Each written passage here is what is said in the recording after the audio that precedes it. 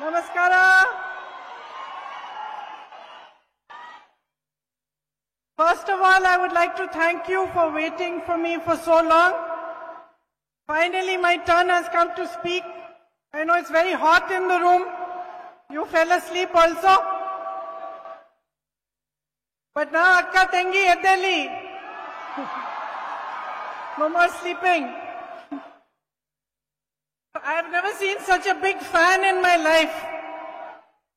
But it's still very hot. So thank you very much for waiting for me for so long. Please translate. Come this side, please. That's it.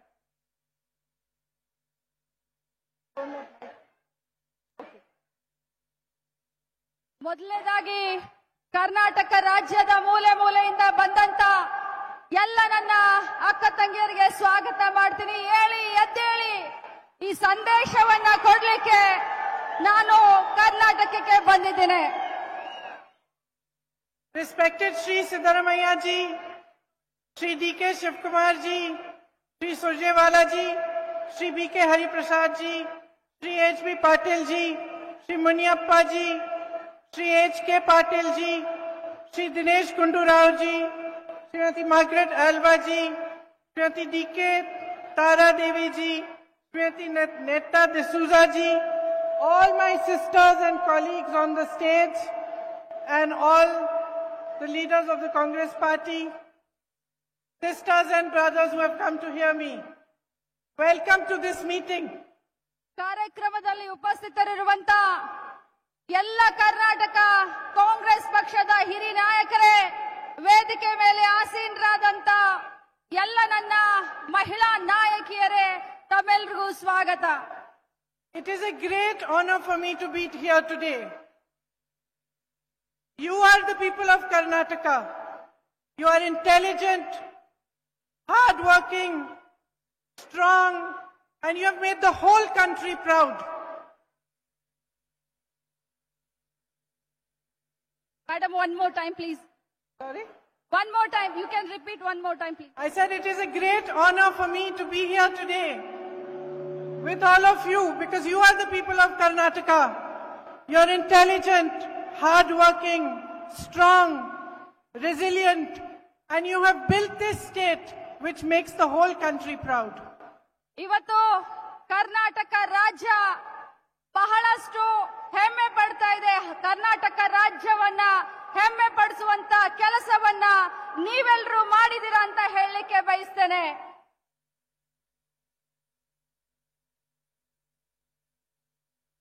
All over the world, you are recognized for your diligence and for your hard work. You have built so many industries in Karnataka, the IT industry and many more. ಇಡೀ ವಿಶ್ವದಲ್ಲಿ ಕರ್ನಾಟಕ ಅಂತಂದ್ರೆ ತುಂಬಾ ಗುರುತಿಸ್ತಾರೆ. ಹೆಮ್ಮೆ ಪಡುವಂತ ಕೆಲಸವನ್ನ ಕರ್ನಾಟಕದವ್ರು ನೀವು ಮಾಡಿದೀರಾ. IT hub ಅನ್ನ ಕ್ರಿಯೇಟ್ ಮಾಡಿದಂತ ಒಂದು ಹೆಮ್ಮೆ ನಮ್ಮ ಕರ್ನಾಟಕ ರಾಜ್ಯಕ್ಕೆ ಸಲ್ಲುತ್ತದೆ. But more than anything else, my sisters, I am proud of you because you are the source of this energy and this identity. It is you on whose shoulders this whole society rests. It is you who have built Karnataka. ಎಲ್ಲದಕ್ಕಿಂತ ಜಾಸ್ತಿ ನಾನು ವೈಯಕ್ತಿಕವಾಗಿ ನಿಮ್ಮ ಬಗ್ಗೆ ಹೆಮ್ಮೆಯನ್ನ ಪಡ್ತೀನಿ. ಈ ಮಣ್ಣಿನ ಗುಣಧರ್ಮ ಹಾಗಿದೆ. ನಿಮ್ಮಿಂದ ಕರ್ನಾಟಕ ಹೆಮ್ಮೆ ಪಡುವಂತಾಗಿದೆ. ನಿಮ್ಮನ್ನ ಕಂಡ್ರೆ ನನಗೆ ತುಂಬಾ ಇಷ್ಟ. I say it from my heart. I believe this is true. Because without you supporting your families, going out and working and being strong the way you are and being courageous, you could not have built this state. ನಾನು ಇದನ್ನ ನನ್ನ ಹೃದಯದಿಂದ ಹೇಳಲಿಕ್ಕೆ ಬಯಸ್ತೇನೆ. ನಿಮ್ಮ ಫ್ಯಾಮಿಲಿಯನ್ನ, ನಿಮ್ಮ ಕುಟುಂಬವನ್ನ ನೀವು ಪ್ರೀತಿ ಮಾಡಿ, ನಿಮ್ಮ ಬೆವರಿನ ಹನಿಯಿಂದ ನೀವು ಕಟ್ತಾ ಇರುವಂತ, ನಿಮ್ಮ ಶ್ರಮದಿಂದ ನಿಮ್ಮ ಕುಟುಂಬವನ್ನ ಬೆಳೆಸ್ತಾ ಇರುವಂತದ್ದು ತುಂಬಾ ಹೆಮ್ಮೆಯ ವಿಚಾರ. ಇದು ನನ್ನ ಹೃದಯದಿಂದ ನಾನು ತಮಗೆ ಹೇಳಲಿಕ್ಕೆ ಬಯಸ್ತೇನೆ. You are the daughters of Ma Bhuvaneshwari and Ma Chamundeshwari. Her Shakti is within each one of you. ನೀವು ಕರ್ನಾಟಕದ ಭುವನೇಶ್ವರಿಯ ಮಕ್ಕಳು, ಚಾಮುಂಡಿ ದೇವಿಯ ಮಕ್ಕಳು, ಪ್ರತಿಯೊಬ್ಬರ ಹೃದಯದಲ್ಲಿ ನೀವಿದ್ದೀರಾ. You have descended from a great legacy of strong women. Kittur Rani Chandamma ji, You are her daughters. Your state has a legacy, an history of non-violence and of equality. Bhagwan Basavana recognized the essence of every human being. ನೀವು ರಾಣಿ ಕಿತ್ತೂರು ಚೆನ್ನಮ್ಮನ ನಾಡಿನಿಂದ ಬಂದಂತ ಮಹಿಳೆಯರು ಸಮಾನತೆಯ ಹರಿಕಾರರಾದಂತ ಬಸವಣ್ಣನವರ ಸಂದೇಶದಿಂದ ಬೆಳೀತಾ ಇರುವಂತ ಈ ನಾಡಿನಲ್ಲಿ ಹುಟ್ಟಿದಂತವರು. For him, everybody was equal. Nobody's caste mattered. Nobody's religion mattered. It didn't matter if you were man or woman. Everybody was equal in his eyes. And that is the foundation of your society and your culture. 12ನೇ ಶತಮಾನದಲ್ಲಿ ವಿಶ್ವಗುರು ಬಸವಣ್ಣನವರು ಸಾರಿದಂತ ಸಮಾನತೆ, ಯಾವುದೇ ಜಾತಿ ಯಾವುದೇ ಧರ್ಮ ಇಲ್ಲ, ಹೆಣ್ಣು ಗಂಡು ಎಲ್ಲರೂ ಸಮಾನರು ಅನ್ನುವಂತ ಸಂದೇಶವನ್ನ ಸಾರಿದ ನಾಡಿನಿಂದ ಬಂದಂತವರು ನೀವು. I deeply believe that it is women who uphold our culture, our traditions. It is women who bring change. It is women who make our society what it is. Karnataka ರಾಜ್ಯದಲ್ಲಾಗ್ಲಿ Bharat ದೇಶದಲ್ಲಾಗ್ಲಿ ನಮ್ಮ ಭಾರತೀಯ ಸಂಸ್ಕೃತಿಯನ್ನ ಎತ್ತಿ ಹಿಡಿಯೋದ್ರಲ್ಲಿ ಮಹಿಳೆಯರು ಸದಾ ಮುಂದು. ಇವತ್ತು ನಿನ್ನೆ ನಾಳೆ ನಮ್ಮ ಸಂಸ್ಕೃತಿಯನ್ನ ಎತ್ತಿ ಹಿಡಿತಾ ಇರುವುದು ಸ್ತ್ರೀ ಕುಲ ಅಂತ ಹೇಳಲಿಕ್ಕೆ ಬಯಸ್ತೇನೆ. You know, I was brought up by two very brave and strong women. The first was my grandmother Indiraji. I saw her, I was 8 years old, when she lost her son. Her son was only 33 years old. But the very next day, she got up and went to work to serve her nation.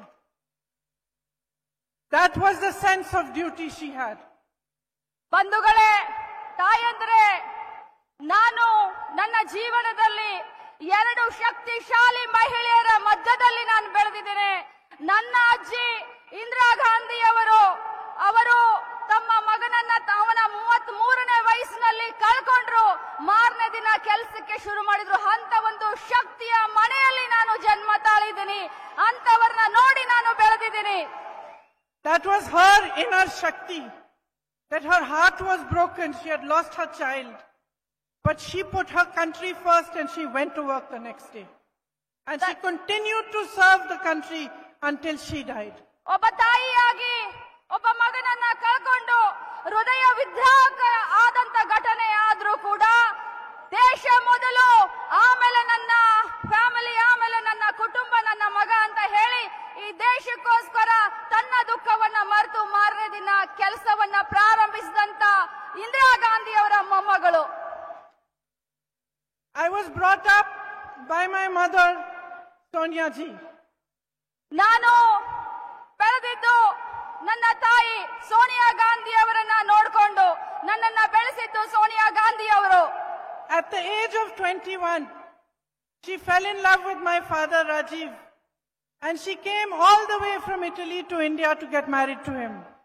Sonia Gandhiji ಅವರು ತಮ್ಮ 21ನೇ ವಯಸ್ಸಿಗೆ ರಾಜೀವ್ ಗಾಂಧಿ ಅವರ ಮೇಲೆ ಪ್ರೇಮಾಂಕುರವಾಗಿ ತಾನು ಹುಟ್ಟಿದಂತ ದೇಶ ಇಟಲಿಯನ್ನ ಬಿಟ್ಟು ಭಾರತ ದೇಶಕ್ಕೆ ಬಂದರು. She struggled to learn our traditions. She learnt the ways of India. She understood and imbibed everything from Indiraji. And at the age of 44, she lost her beloved husband. Bharat ದೇಶಕ್ಕೆ ಬಂದು ರಾಜೀವ್ ಗಾಂಧಿ ಅವರನ್ನ ಮದುವೆ ಮಾಡಿಕೊಂಡು ಬಹಳಷ್ಟು ಈ ದೇಶದ ಸಂಸ್ಕೃತಿಯನ್ನ ತಿಳ್ಕೊಳ್ಳಕ್ಕೆ, ಈ ದೇಶದ ಜನರ ನಾಡಿ ಮಿಡಿತವನ್ನ ಅರ್ಥ ಮಾಡ್ಕೊಳ್ಳಕ್ಕೆ ಬಹಳಷ್ಟು ಕಷ್ಟಪಟ್ರು. ಆದ್ರೆ ಬಂಧುಗಳೇ, ತನ್ನ 44ನೇ ವಯಸ್ಸಿನಲ್ಲಿ, ಬರೀ 44ನೇ ವಯಸ್ಸಿನಲ್ಲಿ ಸೋನಿಯಾ ಗಾಂಧಿ ಅವರು ತನ್ನ ಪತಿಯಾದಂತ ರಾಜೀವ್ ಗಾಂಧಿ ಅವ್ರನ್ನ ಕಳ್ಕೊಂಡ್ರು. And even though she disliked politics, she took the path of service to the nation and she served India for all of her life till today when she is now 76 years old. ಇವತ್ತು ನಮ್ಮ ತಾಯಿಯವರು 44ನೇ ವಯಸ್ಸಿಗೆ ತನ್ನ ಗಂಡನನ್ನ ಕಳ್ಕೊಂಡ್ರು ಕೂಡ ಭಾರತ ದೇಶದ ಸೇವೆಯನ್ನ ಮಾಡಲಿಕ್ಕೆ ರಾಜಕಾರಣದಲ್ಲಿ ಸಕ್ರಿಯ ಆಗಿದ್ದಾರೆ. ಅವತ್ತಿನಿಂದ ಇವತ್ತು ಅವರಿಗೆ 76 ವಯಸ್ಸು ಆದ್ರೂ ಕೂಡ ದೇಶದ ಪ್ರಗತಿಗೋಸ್ಕರ ರಾಜಕಾರಣದಲ್ಲಿ ಆಕ್ಟಿವ್ ಆಗಿದ್ದಾರೆ. from these two women and from hundreds of women that I have met through my life, ordinary women who struggle every day, ಈ ಇಬ್ಬರು ಮಹಿಳೆಯರು ಇಂದಿರಾ ಗಾಂಧೀಜಿ ಮತ್ತು ಸೋನಿಯಾ ಗಾಂಧೀಜಿ ಅವರನ್ನ ನೋಡಿ ಮತ್ತು ಅದಕ್ಕಿಂತ ಜಾಸ್ತಿ ದೇಶದ ಮೂಲೆ ಮೂಲೆಯಲ್ಲಿ ಪ್ರತಿಯೊಬ್ಬ ನನ್ನ ಅಕ್ಕ ತಂಗಿಯರನ್ನ ನೋಡಿ ನಾನು ರಾಜಕಾರಣ ಮಾಡ್ತಾ ಇದ್ದೇನೆ. I have learnt one very important thing. ನಾನು ಬಹಳಷ್ಟು ಮುಖ್ಯವಾದಂತ ವಿಚಾರವನ್ನ ಕಲ್ಕೊಂಡಿದ್ದೀನಿ. No matter what happens to you in your life, no matter how big the tragedy you face, how deep your struggles are, whether they are at home or they are at work or outside, you have the capacity to stand up and fight for yourself. ತಾಯಂದ್ರೆ, ಅಕ್ಕ ತಂಗಿಯರೇ, ಎಷ್ಟೇ ನಿಮ್ಮ ಜೀವನದಲ್ಲಿ ಕಷ್ಟ ಬರಲಿ, ಎಷ್ಟೇ ನಿಮಗೆ ತೊಂದರೆ ಆಗ್ಲಿ, ಎಷ್ಟೇ ನಿಮಗೆ ಆರೋಪಗಳ ಸುರಮಳೆ ಆಗ್ಲಿ, ನೀವು ಎದ್ದು ನಿಂತು ಫೈಟ್ ಮಾಡಬೇಕು. ನಿಮ್ಮ ಸ್ವಂತ ಶಕ್ತಿಯ ಮೇಲೆ ಕಾಲ ಮೇಲೆ ನಿಮ್ಮ ಜೀವನವನ್ನ ನಡೆಸಬೇಕು, ಧೈರ್ಯದಿಂದ ಮುನ್ನುಗ್ಗಬೇಕು. Each one of you sisters who are sitting here today, I know you have big struggles. I know what you face. And I know especially the kind of hardships you've been facing in the last few years. And I know that every day for you is a question of how strong you are to face the next day. It is a question of your resilience and your ability to hold your family together, to fight for yourself and your family. ನನಗೆ ಗೊತ್ತು, ಇಲ್ಲಿ ಕುಳಿತಂತ ಪ್ರತಿಯೊಬ್ಬ ಮಹಿಳೆ ದಿನ ಬೆಳಗಾದ್ರೆ ಜೀವನವನ್ನ ಸಾಗಿಸ್ಲಿಕ್ಕೆ ಎಷ್ಟೊಂದು ಕಷ್ಟ ಪಡ್ತೀರಾ, ಎಷ್ಟೊಂದು ಸ್ಟ್ರಗಲ್ ಮಾಡ್ತೀರಾ ಅಂತ ನನಗೆ ಗೊತ್ತು. ಅದರಲ್ಲೂ ಕೂಡ 2 ವರ್ಷ ಕೋವಿಡ್ ಆದ ನಂತರ ತಮ್ಮ ಜೀವನವನ್ನ ನಡೆಸಲಿಕ್ಕೆ, ತಮ್ಮ ಕುಟುಂಬವನ್ನ ನಿರ್ವಹಣೆ ಮಾಡಲಿಕ್ಕೆ ತಾವೆಷ್ಟು ಕಷ್ಟ ಪಡ್ತಾ ಇದ್ದೀರ ಅನ್ನೋದು ನನಗೆ ಮನವರಿಕೆ ಆಗಿದೆ. But I know one thing. It is you and only you who can make a change. ನನಗೆ ಗೊತ್ತು, ನಿಮ್ಮ ಜೀವನವನ್ನ, ನಿಮ್ಮ ಭವಿಷ್ಯವನ್ನ ಬರೀ ನೀವಷ್ಟೇ ಬರೆಯಬಹುದು, ನೀವಷ್ಟೇ ಭವಿಷ್ಯವನ್ನ, ನಿಮ್ಮ ಜೀವನವನ್ನ ಬರೆಯಬಹುದು ಅನ್ನೋದು ನನಗೆ ಗೊತ್ತು. So I want to ask you today, standing here, my sisters, is it not time for you to start making a change? ನಾನು ನಿಮ್ಮನ್ನ ಕೇಳಲಿಕ್ಕೆ ಬಯಸ್ತೇನೆ, ನನ್ನ ಅಕ್ಕ ತಂಗಿಯರೇ, ಈ ಸಂದರ್ಭ, ಈ ಸಮಯ ರಾಜ್ಯದಲ್ಲಿ ಬದಲಾವಣೆಯನ್ನ ಬಯಸುವ ಕಾಲ ಸನ್ನಿಹಿತ ಬಂದಿದೆಯಾ ಇಲ್ಲ?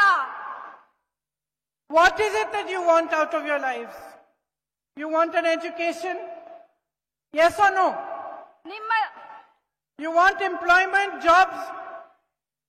You want a bright future for yourself, for your children?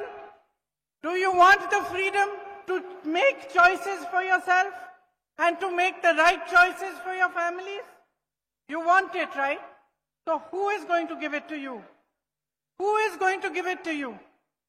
ನೀವು ನಿಮ್ಮ ಮಕ್ಕಳ ಭವಿಷ್ಯವನ್ನ, ನಿಮ್ಮ ಮಕ್ಕಳ ವಿದ್ಯಾಭ್ಯಾಸವನ್ನ, ನಿಮ್ಮ ಆರೋಗ್ಯ, ನಿಮ್ಮ ಕುಟುಂಬದ ಆರೋಗ್ಯವನ್ನ ಎಲ್ಲವನ್ನೂ ಬಯಸ್ತೀರಾ. ಆದ್ರೆ ಈ ಬದಲಾವಣೆಯನ್ನ ಯಾರು ಮಾಡ್ಲಿಕ್ಕೆ ಸಾಧ್ಯ? ಈ ಬದಲಾವಣೆಯನ್ನ ಯಾರಾದ್ರೂ ಮಾಡಿದ್ರೆ ಅದು ನೀವು ಮಾಡಬೇಕು. You are not recognizing how powerful you are. ನಿಮಗೆ ನಿಮ್ಮ ಶಕ್ತಿ ಏನು ಅಂತ ನಿಮಗಿನ್ನೂ ಗೊತ್ತಿಲ್ಲ. You are half this country's population. Half. ಈ ದೇಶದ ಜನಸಂಖ್ಯೆಯಲ್ಲಿ ಪ್ರತಿಶತ 50% ಮಹಿಳೆಯರಿದ್ದೀರಿ. ಆ ಶಕ್ತಿ ನಿಮ್ಮದು. ಆ ಶಕ್ತಿಯನ್ನ ನೀವು ಅರ್ಥ ಮಾಡ್ಕೊಳ್ಳಿ. In every single household, there are as many of you as there are men. ಪ್ರತಿಯೊಂದು ಕುಟುಂಬದಲ್ಲಿ ಎಷ್ಟು ಗಂಡಸರಿದ್ದಾರೋ ಅಷ್ಟು ಹೆಂಗಸರಿದ್ದಾರೆ. In every village, ಎಲ್ಲ ಹಳ್ಳಿಗಳಲ್ಲಿ, in every town, ಎಲ್ಲ ಸಿಟಿಗಳಲ್ಲಿ you are strong. ನೀವು ಶಕ್ತಿವಂತರಾಗಿದ್ದೀರಾ. But you must recognize your courage and your strength. ಆದ್ರೆ ನಿಮ್ಮ ಶಕ್ತಿಯನ್ನ ನೀವು ಅರ್ಥಕೊಳ್ಬೇಕಾಗಿದೆ. The biggest strength you have is political. ದೊಡ್ಡ ಶಕ್ತಿ ಏನು ಅಂತಂದ್ರೆ ರಾಜಕೀಯ. Have you seen how political parties know that, okay, I will make these people happy, I'll get their vote. I'll make those people happy, I'll get their vote. Why do they not say that they will work for women? ನೀವು ನೋಡಿದಿರಲ್ಲ, ರಾಜಕೀಯ ಪಕ್ಷಗಳು ಈ ಸಮುದಾಯವನ್ನ ಈ ಸಮಾಜವನ್ನ ಖುಷಿ ಮಾಡಿದ್ರೆ ಸಂತಸ ಪಡಿಸಿದ್ರೆ ನನಗೆ ಓಟ್ ಸಿಕ್ಕುತ್ತೆ, ಈ ಸಮುದಾಯವನ್ನ ಖುಷಿ ಪಡಿಸಿದ್ರೆ ನನಗೆ ಓಟ್ ಸಿಕ್ಕುತ್ತೆ ಅಂತ. ಆದ್ರೆ ಯಾಕೆ ಎಲ್ರು ಮಹಿಳೆಯರ ಬಗ್ಗೆ ವಿಚಾರ ಮಾಡೋದಿಲ್ಲ? Why are you not forcing every political party to take note and to start working for your equality and your rights? ಎಲ್ಲ ರಾಜಕೀಯ ಪಕ್ಷಗಳಿಗೆ ಒಂದು ಸಂದೇಶವನ್ನ ನೀವು ಇವತ್ತು ಕೊಡಬೇಕು. ಹೇಳಿ ಮಹಿಳೆಯರೇ, ನೀವು ಬದಲಾವಣೆಯನ್ನ ಬಯಸಿದ್ರೆ ಯಾವುದೇ ರಾಜಕೀಯ ಪಕ್ಷವನ್ನ ಮನೆಗೆ ಕಳಿಸ್ತೀನಿ, ನಿಮ್ಮ ಬಗ್ಗೆ ಅವರು ಬಹಳಷ್ಟು ಸೀರಿಯಸ್ ಆಗಿ ವಿಚಾರ ಮಾಡುವಂತ ಸಮಯ ಈಗ ಬಂದಿದೆ. I'll ask you a very simple question. I don't want to criticize the BJP only because I'm opposing them. I'm not interested. I want to ask you, all my sisters sitting here, one simple question and I want the answer. In the last so many years that the BJP has been in power, has your life become better or not? ನಾನು Answer me loudly. Yes or no? I can't hear. No. Your life has not become better. Have prices gone down? Have you got jobs? Has anything in your life become more positive and happy? It has not. No? So it's a very simple question. It's not so complicated.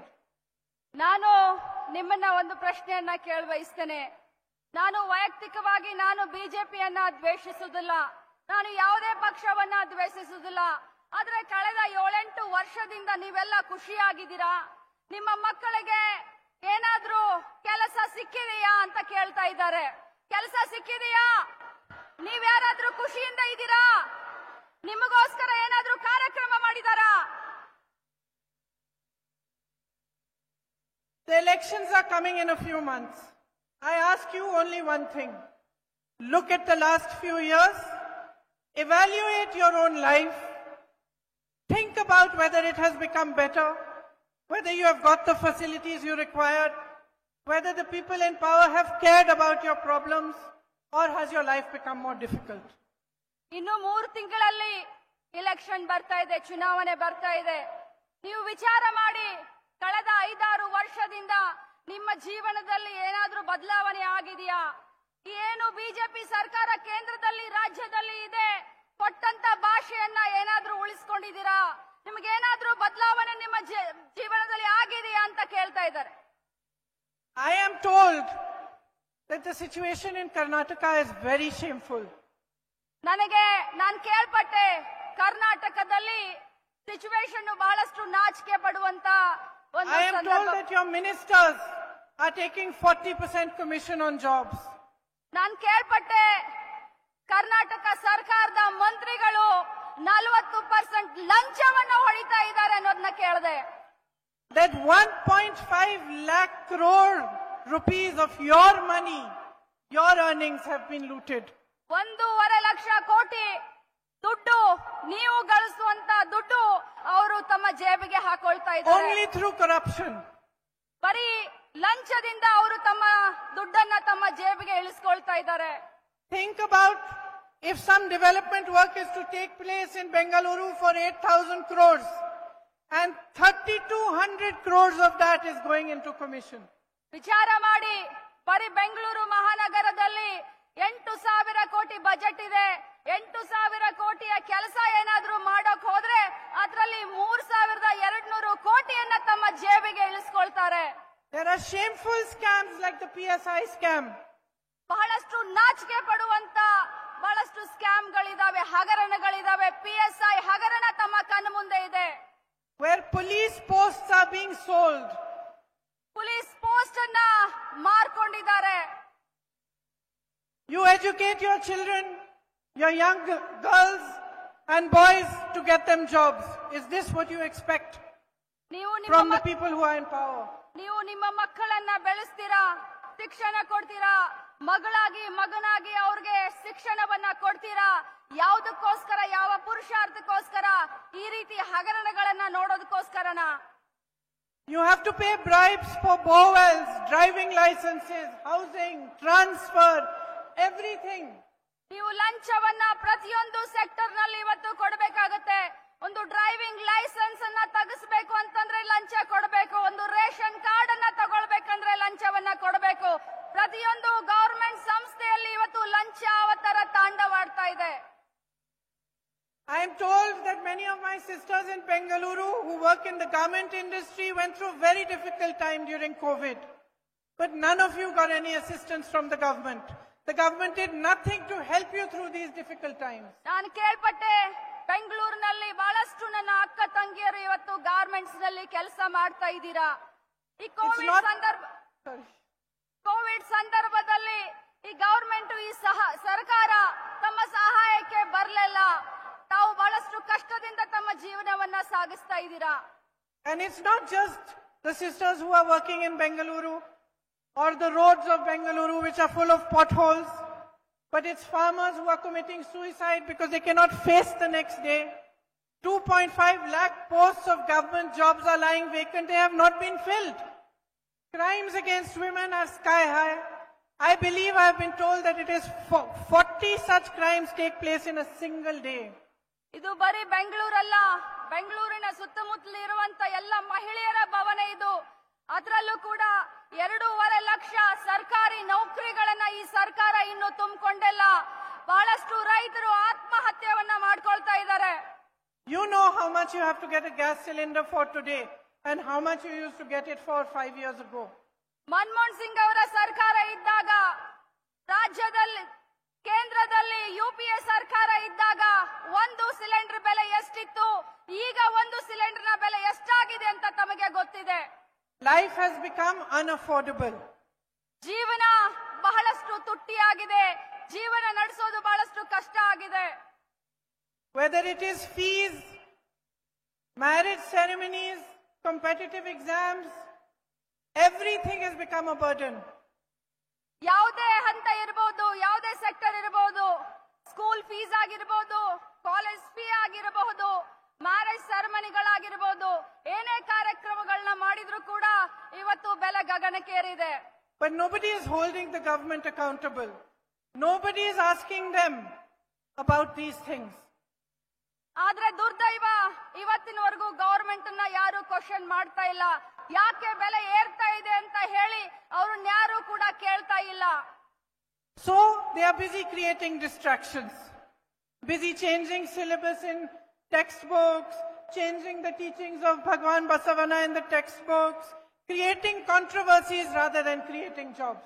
ಬಂಧುಗಳೇ, ಆ ಬೆಲೆ ಏರಿಕೆ ಬಗ್ಗೆ, ಇನ್ನೊಂದ್ರ ಬಗ್ಗೆ ತಾವೇನು ಕೇಳಬಾರ್ದು ಅಂತ ಹೇಳಿ ನಮ್ಮ ಮನಸ್ಸನ್ನ ವಿಚಲಿತಗೊಳಿಸ್ತಾ ಇದ್ದಾರೆ. ನಮ್ಮ ಓದಿನ ಒಂದು ಟೆಕ್ಸ್ಟ್ ಬುಕ್ ನಲ್ಲಿ ಏನೋ ಬದಲಾವಣೆಗಳನ್ನ ಮಾಡಿ ನಮ್ಮ ದಿಕ್ಕನ್ನ ಚೇಂಜ್ ಮಾಡುವಂತ ಕೆಲಸವನ್ನ ಬಿಜೆಪಿ ಸರ್ಕಾರ ಮಾಡ್ತಾ ಇದೆ. The entire policy functions to benefit a few business people. ಬಿಜೆಪಿಯ ಪಕ್ಷದ ಸಿದ್ಧಾಂತ ಬರೀ ಕೆಲವು ಬಂಡವಾಳಶಾಹಿಗಳಿಗೆ ಒಳ್ಳೆದಾಗಬೇಕು ಅಂತ ಕೆಲಸ ಮಾಡುವಂತದ್ದು. These few people become richer and richer and the rest of the country is becoming poorer and poorer. ಏನು ಬಂಡವಾಳಶಾಹಿಗಳನ್ನ ಬಿಜೆಪಿ ಅವರು ಬೆಳೆಸ್ತಾ ಇದ್ದಾರೆ, ಅವರು ದಿನದಿಂದ ದಿನಕ್ಕೆ ಶ್ರೀಮಂತರು ಆಗ್ತಾ ಇದ್ದಾರೆ. ಆದ್ರೆ ನನ್ನ ಭಾರತ ದೇಶ ಮಾತ್ರ ಬಡತನದಲ್ಲಿ ಮುಳುಗ್ತಾ ಇದೆ. All the sources for jobs have practically shut down. The PSUs have been sold to the Prime Minister's rich friends. ಬಹಳಷ್ಟು ಖಾಸಗೀಕರಣ ಆಗ್ತಾ ಇದೆ. ಎಲ್ಲ ಜಾಬ್ಗಳು ಇವತ್ತು ಮಾರಾಟಕ್ಕಿದೆ. ಎಲ್ಲ ಕ್ಷೇತ್ರವನ್ನು ಕೂಡ ಖಾಸಗೀಕರಣವನ್ನ ಮಾಡಿ ಎಲ್ಲ ಭಾರತ ದೇಶದ ಆಸ್ತಿಯನ್ನ ಮಾರ್ತಾ ಇದ್ದಾರೆ. Instead of giving incentives to agriculture where jobs can be produced, agriculture is suffering, farmers are suffering. ರೈತರಿಗೆ ಬಹಳಷ್ಟು ಕಷ್ಟ ಆಗ್ತಾ ಇದೆ. ಅವ್ರಿಗೆ ಸಬ್ಸಿಡಿಯನ್ನ ಕೊಡುವಂತ ಕೆಲಸ ಆಗಬೇಕು. And you know better than I do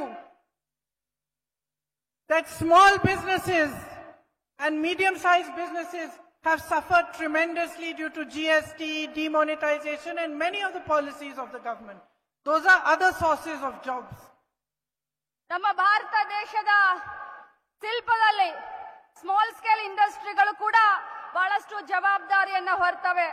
ಆದ್ರೆ GST ಆಗಿರಬಹುದು, ಡಿಮಾನಿಟೈಸೇಷನ್ ಆಗಿರಬಹುದು, ಅವೈಜ್ಞಾನಿಕ ಇವರ ಒಂದು ಕೆಲಸಕ್ಕೆ ಅವೆಲ್ಲ ಇವತ್ತು ಕೂಡ ಶೀತಲಗೊಂಡಿದ್ದಾವೆ, ಕುಂಠಿತಗೊಂಡಿದ್ದಾವೆ. ಎಲ್ಲರೂ ಕೂಡ ತೊಂದರೆಯಲ್ಲಿದ್ದಾರೆ. And if you compare this to Congress governments, you see that the Congress brought in land reforms. It had leaders like Sri Devraj Urs. ಬಂಧುಗಳೇ, ನಾನೊಂದು ಮಾತನ್ನ ನೆನಪಿಸ್ಲಿಕ್ಕೆ ಬಯಸ್ತೇನೆ. ಕಾಂಗ್ರೆಸ್ ಪಕ್ಷದ ಕಾರ್ಯಕ್ರಮಗಳು, ಅದರಲ್ಲೂ ಡಿ ದೇವರಾಜ್ ಅರಸ್ ಅವರು ಇದ್ದಂತ ಸಂದರ್ಭದಲ್ಲಿ ಉಳುವವನೇ ಹೊಲದ ಒಡೆಯ ಅನ್ನುವಂತ ಕಾರ್ಯಕ್ರಮವನ್ನ ತಗೊಂಡು ಬಂದ್ವಿ. It waived off loans for farmers. 8,000 crores of loans were waived off. The IT hub was built by the Congress party along with all your efforts and hard work, because the Congress party respected your hard work. ಬಂಧುಗಳೇ, ಸಿದ್ದರಾಮಯ್ಯ ಸಾರು ಮುಖ್ಯಮಂತ್ರಿ ಆದಂತ ಸಂದರ್ಭದಲ್ಲಿ ಸುಮಾರು 8,000 ಕೋಟಿಯ 50,000 ತಲಾ ರೈತರ ಸಾಲವನ್ನ ಮನ್ನಾ ಮಾಡಿ ರೈತರಿಗೆ ಚೇತನವನ್ನ ತುಂಬುವಂತ ಕೆಲಸವನ್ನ ಮಾಡಿದ್ರು. You had schemes like Anna Bhagya, where 7 kilos of food grain and 1 kg of tuar dal was given to 3.8 crore beneficiaries. 3,08,00,000 ಜನರಿಗೆ ಅನ್ನ ಭಾಗ್ಯದಲ್ಲಿ ಅಕ್ಕಿ ಇರಬಹುದು, ಗೋಧಿ ಇರಬಹುದು, ಬೇಳೆ ಇರಬಹುದು, ಸುಮಾರು 3,08,00,000 ಕುಟುಂಬಗಳಿಗೆ ಅನ್ನ ಭಾಗ್ಯದ ಯೋಜನೆಯನ್ನ ಕಾಂಗ್ರೆಸ್ ಪಕ್ಷದ ಸರ್ಕಾರ ತೆಗೆದುಕೊಂಡು You had Indira canteens, Kshira Bhagya, Matrupurna schemes through which all of you benefited. Indira canteen ಅನ್ನುವಂತ ಜನಪ್ರಿಯ ಕಾರ್ಯಕ್ರಮವನ್ನ ಕಾಂಗ್ರೆಸ್ ಪಕ್ಷ ತಗೊಂಡು ಬಂತು. ಬರೀ ಶ್ರೀಮಂತರ ಮಕ್ಕಳು ಹಾಲು ಕುಡಿಯೋದಲ್ಲ, ಎಲ್ಲ ಸಮಾಜದ ಬಡವರು ಮಕ್ಕಳು ಕೂಡ ಹಾಲು ಕುಡಿಬೇಕು ಅನ್ನುವಂತ ಕ್ಷೀರ ಭಾಗ್ಯವನ್ನ ಕೂಡ ನಮ್ಮ ಕಾಂಗ್ರೆಸ್ ಪಕ್ಷದ ಸರ್ಕಾರ ತಗೊಂಡು ಬಂತು. ಜೊತೆಯಲ್ಲಿ ಬಸರು ಹೆಣ್ಣು ಮಕ್ಕಳಿಗೆ ಮಾತೃಪೂರ್ಣ ಅನ್ನುವಂತ ಹೆಣ್ಮಕ್ಳ ಒಂದು ಸಶಕ್ತೀಕರಣಕ್ಕೆ ಪೌಷ್ಟಿಕ ಆಹಾರ ಸಿಗಲಿ ಅನ್ನೋದಕ್ಕೆ ಮಾತೃಪೂರ್ಣ ಕಾರ್ಯಕ್ರಮವನ್ನ ಕೂಡ ನಮ್ಮ ಕಾಂಗ್ರೆಸ್ ಪಕ್ಷದ ಸರ್ಕಾರ ತಗೊಂಡು ಬಂತು. And so many other schemes like self-help group schemes, even Anganwadi workers and helpers, their wages were increased. So many things were done by the Congress party. Karnataka ರಾಜ್ಯದಲ್ಲಿ ಮಹಿಳೆಯರನ್ನ ಸಬಲೀಕರಣಗೊಳಿಸಲಿಕ್ಕೆ ಸ್ತ್ರೀ ಶಕ್ತಿ ಕಾರ್ಯಕ್ರಮವನ್ನ ತೆಗೆದುಕೊಂಡು ಬಂದಂತ ಒಂದು ಕೊಡುಗೆ ಯಾರ್ದಾದ್ರೂ ಇದ್ರೆ ಅದು ನಮ್ಮ ಕಾಂಗ್ರೆಸ್ ಪಕ್ಷದ ಸರ್ಕಾರದ ಕೊಡುಗೆ ಅಂತ ಹೇಳಲಿಕ್ಕೆ ಬಯಸ್ತೇನೆ. ಅದರ ಜೊತೆಯಲ್ಲಿ ಅಂಗನವಾಡಿ ಆಶಾ ಕಾರ್ಯಕರ್ತರ ವೇಜಸ್ ಅನ್ನ, ಅವರ ಪೇಮೆಂಟ್ ಅನ್ನ ಜಾಸ್ತಿ ಮಾಡುವಂತ ಒಂದು ಕೊಡುಗೆ ಕೂಡ ನಮ್ಮ ಕಾಂಗ್ರೆಸ್ ಪಕ್ಷದ್ದು ಅಂತ ಹೇಳಲಿಕ್ಕೆ ಬಯಸ್ತೇನೆ. So today, my sisters, I am here to announce the Na Nayaki scheme. Na Nayaki meaning I am a leader. Say Na Nayaki. No, loudly, nicely. Na Nayaki. Na Nayaki. This is your chance to start changing your life, to start changing politics, to ask for women to be respected equally. And this scheme is specially for those women who are working hard day and night at home, supplementing everything, helping to build society, but are ignored by everybody. So in this scheme, each head of a family who is a woman will get 2,000 rupees per month. That means 24,000 rupees will be directly sent to your account in a year. ನಾನು ಒಂದು ಘೋಷಣೆಯನ್ನ ಈಗಾಗಲೇ ಮಾಡಿದ್ದೀನಿ, ಮತ್ತೊಮ್ಮೆ ಈ ಘೋಷಣೆಯನ್ನ ಮಾಡಲಿಕ್ಕೆ ಬಯಸ್ತೀನಿ. ನಿಮ್ಮ ಭವಿಷ್ಯವನ್ನ, ಈ ರಾಜ್ಯದ ಭವಿಷ್ಯವನ್ನ ಕಟ್ಟುವಂತ ಸಂದರ್ಭ ಬಂದಿದೆ. ಪ್ರತಿಯೊಂದು ರಾಜಕೀಯ ಪಕ್ಷಗಳು ನಿಮ್ಮನ್ನ ಬಹಳಷ್ಟು ಪ್ರಾಮುಖ್ಯತೆಯಿಂದ ನೋಡುವಂತ ಒಂದು ಸಮಯ ಬಂದಿದೆ.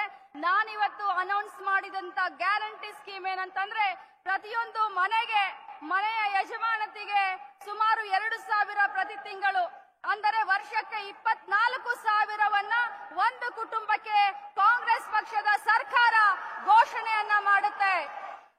This is called the Griha Lakshmi Yojana, and it is part of the bigger scheme of Na Nayaki.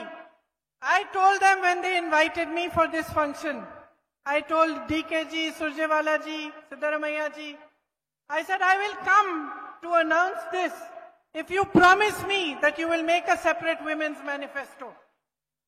ನಾನು ನನ್ನನ್ನ ಆಹ್ವಾನ ಮಾಡಲಿಕ್ಕೆ ಬಂದಂತ ಸಂದರ್ಭದಲ್ಲಿ ನಾನು ಹೇಳಿದೆ, ನಾನು ಖಂಡಿತವಾಗ್ಲೂ ಈ ಕಾರ್ಯಕ್ರಮಕ್ಕೆ, ನಾನಾಯಕಿ ಕಾರ್ಯಕ್ರಮಕ್ಕೆ ಗೃಹಲಕ್ಷ್ಮಿಯ ಒಂದು ಯೋಜನೆಯನ್ನ ಅನೌನ್ಸ್ ಮಾಡ್ಲಿಕ್ಕೆ ಖಂಡಿತವಾಗ್ಲೂ ಬರ್ತೀನಿ.